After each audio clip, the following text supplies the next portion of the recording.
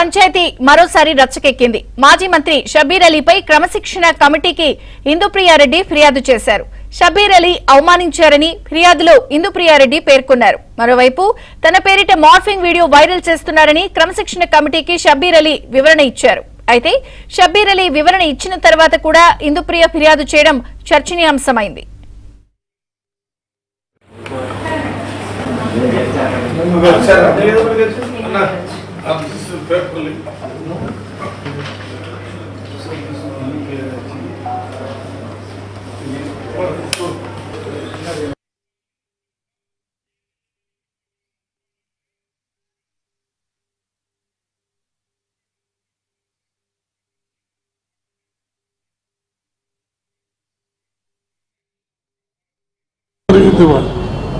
మేము త్వరలోనే most probably వచ్చే సండే షబ్బీర్ అలీ గారిని ఇంకా ఎవరు అవసరమైతే వారిని పిలిపించి వారితో కూడా షబ్బీర్ అలీ గారు ఇచ్చినటువంటి క్లారిఫికేషన్ కూడా వచ్చింది.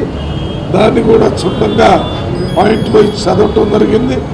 అయితే ఓరల్ ఎవిడెన్స్ తీసుకోవడానికి షబ్బీర్ అలీ గారిని ఇక్కడ గాంధీ భవన్కి ఒకసారి పిలిచి వారితో మాట్లాడిన తర్వాత ఈ రెండు పక్షాల తరపున విని ఏమి చేయాలనేది ఫైనల్గా నిర్ణయం తీసుకోవటం జరుగుతుంది.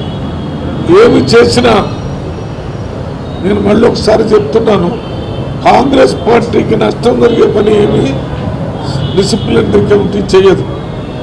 కాంగ్రెస్ పార్టీకి లాభం జరిగే విధంగా ఉండే పనే కాంగ్రెస్ ఈ డిసిప్లినరీ కమిటీ